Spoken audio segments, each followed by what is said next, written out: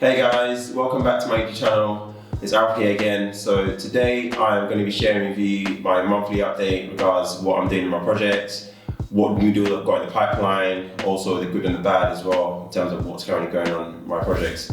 So guys, before we get straight into it, if you can hit that subscribe button, much appreciated. And yeah, let's get straight into it.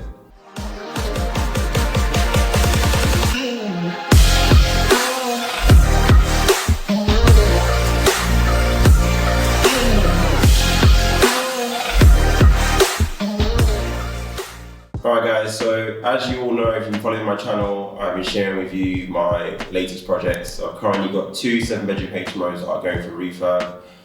We've got one that's, I think I've got 4 weeks out from completion, where we're pretty much installing all the ensuites in, doing all the second fix electrics on that project. So we're hoping within the end of May, beginning of June, finishing that off, getting that ready to tenant as well. The other 7-bedroom HMO, I'm going to look to release a 4-week update on that in the coming week or so. So I've got two new projects that are now in the pipeline. So this year, these are actually my first two projects that I've actually got direct to vendor. So previously, I'd always get my projects through my agents, through the network I have. But for the first time, I think the market being very difficult in terms of acquiring properties at a price you want. I've had to change strategy slightly, which is start to do more direct to vendor stuff. And these are both subject to planning gain. So if you don't know what subject planning gain is, it's basically me taking a property, agreeing a price on the property and saying, look, I want to buy a house at this price, but I'm only going to buy it when I get the planning gain. And for me, what I do is I take the properties and I put the planning permission to try and get them to convert into, in this case, 7 and 8 studios. So I'm hoping to try and these two properties, one of them will be an 8 studio and the other will be a 7-bedroom studio. One of them we've submitted, we're waiting for that to be validated. Hopefully in a week or two that should be going through, and then it's an 8-week process from that point to try and wait for the decision to come through to whether it's a yes or no. And then the other 7-bed, which is going to be a 7-studio property, is what we're hoping for. We've got a draft already at the moment, so we're reviewing that as well, just to tweak it a bit.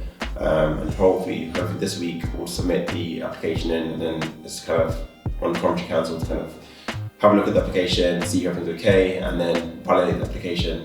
And that gets you into the system, and then you've got another 8-week waiting time to kind of for them to review it. So we've had some challenges with some of our projects. So on one of the 7 beds, we had to change the front roof. Literally, when we took out the loft room wall, we found out that the beam that supported the roof was pretty much burned, and there was no way to kind of save it. So we had to just pretty much redo the whole front side of the roof of the property. To be fair, my build team kind of helped out in this one to try and minimise the cost. They only really pretty much charged me for the materials. The labor said, you know what, we know you don't want to spend any more on this project.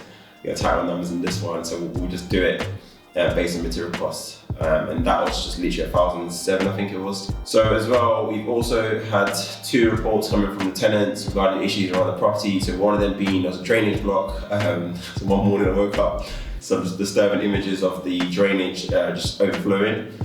So literally had to get some drainage guys in to come and block the pipe. The root cause was there's a lot of wet pipes being chucked down the toilets, and also we think as well the previous manhole that was there is not sufficient, or the manhole, the chamber which links all the drainage together isn't big enough. So we're looking at replacing that as well. It's about a £200 cost to kind of get the bigger chamber, sorry.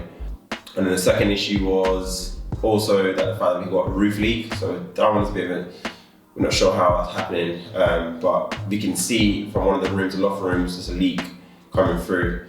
So the build team are actually now at the moment, as we speak, looking at that and seeing what's causing the issue, probably a roof tile that slipped.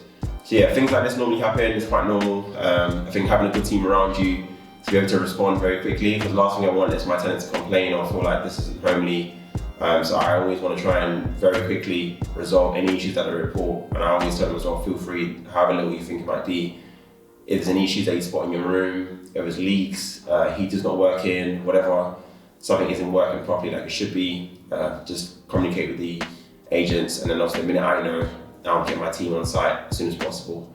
And one other thing as well, so I found a site, guys, my first ever site. Well, I say I found the site. So I was actually looking at a property I was potentially looking at purchasing as well. And when I did a Google Street View, I landed the little man icon onto the street and found this, it landed on this, by chance, just landed right in front of this derelict piece of land and derelict building. Together it's about 9,000 square feet piece of land. And again, there's opportunity to kind of go up, create maybe 20 apartments, something like that. I've seen a few sites in the past. I thought, what are the chances? They're probably already gone. So normally I'll check the planning portal to see if there's any planification. This particular one, there hasn't been any planification, so I'm like, okay, this is good news. Nobody's submitted any plans. So I called their owners, unfortunately said, oh look, Alfred, I'm currently speaking to someone about this. It's been a while, to be honest, with that person, not really sure where it's at the moment. He did say, look, if this person doesn't follow through for whatever reason, you'll be the next person I'll call. So fingers crossed, this is an opportunity that comes my way, and he was interested. Well, sellers always ask the question, what are you looking for? What price are you looking for? He said £1 million. I said, fair enough. You never disagree, just always agree. If you feel like you've got evidence that supports a different number, present that evidence, and then obviously that's where the negotiation begins. So he said $1 million. I said that's fine. If for whatever reason the sale falls through, give me a call. That's kind of something in the background that's happening. But again, it's just seeing an opportunity and taking action, because I've just probably seen it and just not really thought, oh, it's gone, and not really taking action to see if it's actually gone. Let's see what happens. But guys, that's pretty much it. I'm going to continue this monthly update. So next month you'll be hearing from me in terms of what's currently going on, where we are with the projects, and the current projects in the pipeline as well. And any new news, you hear of it as well. But feel free to connect with me on Instagram and subscribe to the channel. It would be much appreciated. But guys, we'll see you on the next video. Take care.